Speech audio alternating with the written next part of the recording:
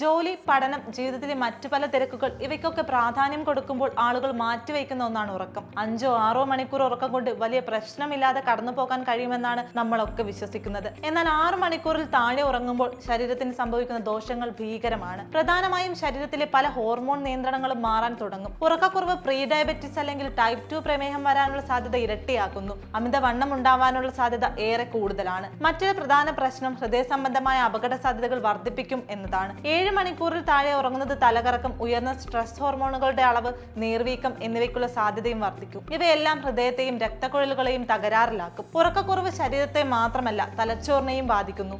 6 മണിക്കൂറോ അതിൽ കുറവോ ഉറങ്ങുന്നവരിൽ തലച്ചോറിൽ ബ്രെയിൻ ടോക്സിൻസ് അടിഞ്ഞുകൂടുന്നു. ഇതുമൂലം ഭൗതിക ശേഷി കുറയുക, ഡിമെൻഷ്യ, ഓർമ്മക്കുറവ് ഉണ്ടാക്കാനുള്ള സാധ്യത എന്നിവ കൂടുന്നു. ശ്രദ്ധ, ഓർമ്മശക്തി, പ്രതികരണശേഷി ഇവയെല്ലാം ഉറക്കക്കുറവ് ബാധിക്കും. ഇത്തരം ആൾക്കാരിൽ വിഷാദവും ഉത്കണ്ഠയും ഉണ്ടാക്കാനുള്ള സാധ്യതയും കൂടുതലാണ്. രോഗപ്രതിരോധ സംവിധാനത്തെ സഹായിക്കാനും ശരീരത്തിലെ അണുബാധയ്ക്കെതിരെ പോരാടാനും ഉറക്കം പ്രധാന പങ്ക് വഹിക്കുന്നുണ്ട്. ഉറക്കത്തിൽ ശരീരം വളർച്ചാ ഹോർമോണുകൾ പുറത്തുവിടുന്നു. തൈറോയ്ഡ് പ്രവർത്തനം നിയന്ത്രിക്കുകയും ഉപാപചയ പ്രക്രിയകളെ നിയന്ത്രിക്കുകയും ചെയ്യുന്നു. ഉറക്കം കുറയുമ്പോൾ ഈ പ്രക്രിയകൾ തകരാറിലാകുന്നു.